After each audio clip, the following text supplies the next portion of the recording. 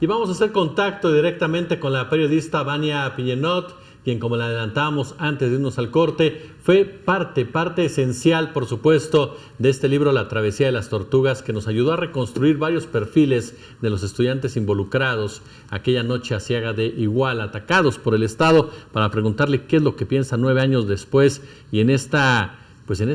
discusión que se ha dado entre el gobierno federal, los familiares, sobre la falta de información. Vania, ¿cómo estás? Gracias por acompañarnos. ¿Qué tal, Jesús y Belinda? Muy buenas tardes y muchas gracias por la invitación. Pues sí, prácticamente 9 años se dicen fácil, pero pues estamos casi a una década de impunidad hablando en torno a la desaparición masiva de los 43 normalistas de Ayotzinapa, y te agradezco el espacio de reflexión, que ha sido pues un tema que nos convoca a un fenómeno que pues realmente afecta a más de 111,000 familias, la desaparición forzada, y tan solo hablando de cifras oficiales, desgraciadamente. Oye, Vania, yo te preguntaría de entrada, hablar del elefante en la sala, porque se habló mucho Peña Nieto, Jesús Murillo Caram detenido, entonces Procurador General de la República, Tomás Herón huyendo, detenido José Luis Abarca, alcalde, detenidos 16 militares de un rango menor. ¿Y qué pasa con la cúpula militar? ¿Qué pasa con el ejército mexicano, que cada día que pasa se le señala más por su participación directa en los hechos, a pesar de que en su momento el general Cienfuegos pues públicamente dijo que no había militares esa noche en Iguala? Yo creo que las declaraciones de Vidulfo Rosales Sierra nos dan bastante claridad del sentimiento que las familias pues perciben a 9 años y prácticamente pues a 5 años de que Andrés Manuel López Obrador se comprometiera antes de ser presidente electo y después ya como presidente electo, pues a resolver este caso para que les diera esperanza a las más de 100,000 familias que están exigiendo que sus desaparecidos regresen con vida o tener una narrativa de qué fue lo que pasó. Efectivamente, creo que el elefante blanco sigue siendo la Secretaría de la Defensa Nacional, Jesús, y que a 9 años, pues tan solo ver el número de militares ahora ya con los elementos de la Guardia Nacional en Guerrero y sobre todo en esta zona norte donde ocurrió la desaparición masiva, que es Iguala, pegadito a la Tierra Caliente, que colinda también con el Estado de México y que colinda también con el Estado de Morelos, pues nos permite tener una reflexión también geopolítica de cómo se ha movido la violencia, las violencias en plural, y de cómo esto no nada más ha afectado a una región como Guerrero y como todo el sur, sino ha afectado a todo un estado, y la desaparición forzada no se ha resuelto. No sabemos qué es lo que pasa detrás de cuando una persona es desaparecida, y lo que sí sabemos es que la fuerza militar, el poder militar que ha permeado en un estado que ha sido, por cierto, un laboratorio de desapariciones forzadas desde los años 70, pues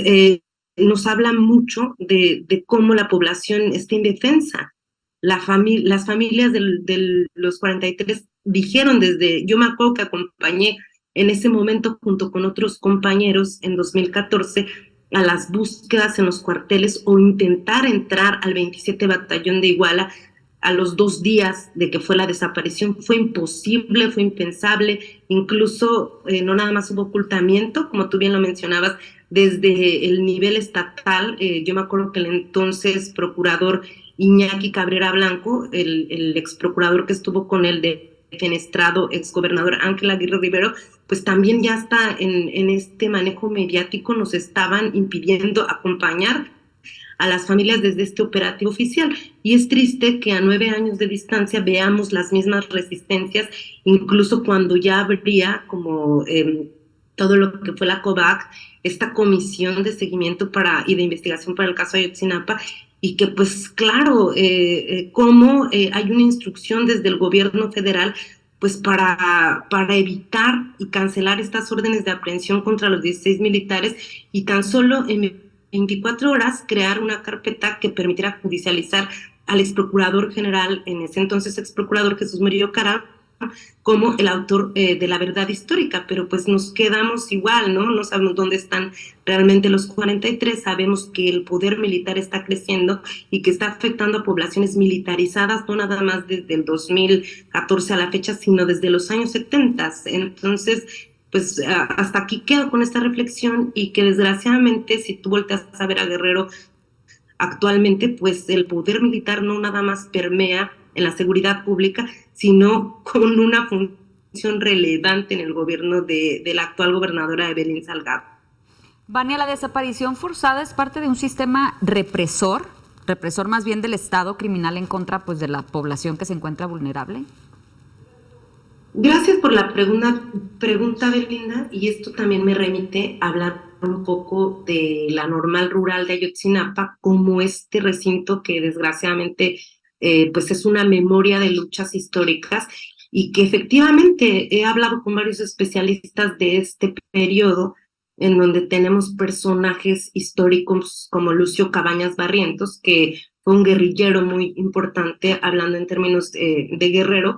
en donde pues las desapariciones en los 70 eran selectivas, es decir, el gobierno en los años 70 tenía determinados perfiles relacionados con las guerrillas y que era como toda una lógica incluso de Estados Unidos, ¿no? De perseguir comunistas por la sopa, pues también pasó a nivel local y esto fue como una consecuencia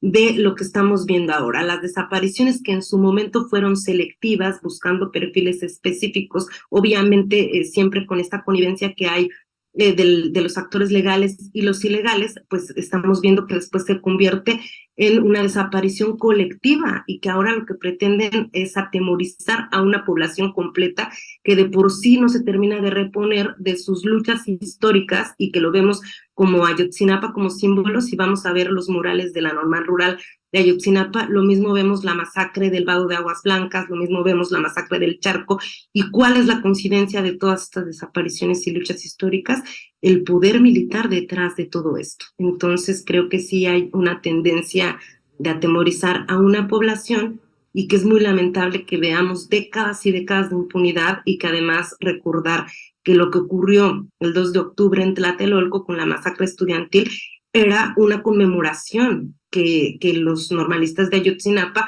pues en su momento el 26 de septiembre del 2014 estaban preparando prácticamente a 50 años del 2 de octubre del 68. Entonces, bueno, creo que sí está claro que hay una tendencia a atemorizar a partir de la desaparición y todos los delitos que confluyen a este fenómeno, como la extorsión, como el asesinato, como los feminicidios, como los secuestros y toda la criminalidad que no se termina de entender con un fenómeno que esté irresuelto.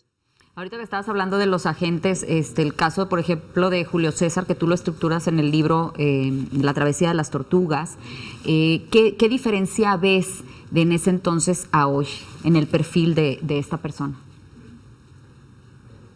Sí es importante hablar de la infiltración en Ayotzinapa. Pues en 2019, junto con otros compañeros, 5 años después de la desaparición forzada, hicimos este esfuerzo colectivo que se llama Amapola Periodismo Transgresor, que es un medio independiente que está basado en Chilpancingo, y justamente tenemos un reportaje que hicimos como a 5 manos, en donde reunimos al menos 20 perfiles que hablaban de vivir infiltrado, de cómo esta normal, considerándola como un movimiento social, siempre ha visto como un interés a través de los diferentes periodos históricos de México y de Guerrero, de la clase política, de la criminalidad y por supuesto del ejército. No es la primera vez que Ayotzinapa es infiltrada por el ejército, siempre ha habido vigilantes dentro de la normal, pero ahora es mucho más visible porque nos juntamos en un periodo histórico en donde Guerrero representó la mayor entidad con mayor número de asesinatos en 2013 y que es previo al antecedente del 2014. Entonces, obviamente, vemos un interés mayor de infiltración de los actores ilegales junto con los legales, es decir, en Tixtla, donde está basada la normal rural, que es un municipio solo a 20 minutos de Chilpancingo, pues hay un grupo delictivo muy fuerte a la fecha, que en su momento también se estaba empoderando y claro que tienen relaciones con el ejército, con la marina, con la policía municipal, con la policía estatal Y causa sentido que una normal de esta envergadura, que en donde confluyen tantas luchas haya sido infiltrada con mayor énfasis un año después de que Guerrero representó la mayor criminalidad para México, no nada más a nivel estatal o hablando de municipios específicos, sino para todo el país. Y pues yo les recomiendo que lean como esta tendencia que tiene el gobierno desde la Dirección Federal de Seguridad, o sea, me estoy refiriendo a años y décadas de estrategia de infiltrar a los movimientos sociales para dividirlos, pero también para vigilarlos y tener como esta empresa que funciona perfectamente entre estos dos actores, que podemos hablar en estos dos factores, el ilegal y el legal, y podemos hablar de muchos actores que confluyen, como los alcaldes, como los comandantes, como militares en activo, como militares que en este caso pues los meten como estudiantes, pero que tampoco tienen otra opción, porque los normalistas estudian para salir de las condiciones estructurales de pobreza y tener un poco de movilidad social. Entonces, tampoco nos sorprende que justamente Ayotzinapa sea vulnerable para infiltrar a cualquier perfil pues, de diferentes índoles. Vania, tengo 2 minutos y te preguntaría, el presidente López Obrador le pidió a la Marina, al Ejército, al CNI que entregaran la información, toda la información relacionada con Ayotzinapa. No lo han hecho, por lo que hemos podido confirmarlo. ¿El ejército se manda solo? Es decir, el ejército no es que tome el control del país, pero se manda solo para mantener o perpetuar este tipo de impunidad. Pues yo creo que debería contestar como en dos vertientes rápidamente. El primer comandante del ejército, pues es el presidente, y no deberíamos pensar que en un estado de derecho el ejército se mande solo. Sin embargo, el poder militar siempre ha estado por encima del poder ejecutivo. Y pues rápidamente también recomiendo toda la cobertura de mis compañeros a nivel local. Si no fuese por periodistas que esa misma noche se trasladaron a Iguala y que recibimos de primera mano las llamadas de los estudiantes de auxilio, no sabríamos nada, y tenemos completa certeza de que el ejército hubiera limpiado las calles. Segunda cosa que respondo, pues es con una entrevista que me parece muy reveladora que publica John Gibler en Quinto Elemento Data Lab, en donde entrevista justamente a Omar Gómez Trejo, el ex titular de la Unidad Especial de Investigación y Litigación para el caso Ayotzinapa. Entonces detalla cómo fue una decisión de Estado, y ya no estamos hablando del Estado de Peña Nieto, sino del Estado de López Obrador, cómo cancelan las órdenes de aprehensión y cómo inmediatamente, pues sí, pueden en 24 horas armar una carpeta de judicialización para el ex procurador Jesús Murillo Caram. Entonces, respondiendo a la pregunta, Jesús, pues diría que el poder militar siempre va a estar protegido porque pues beneficia al mandatario en turno, pero desgraciadamente no sabemos si este poder militar puede salirse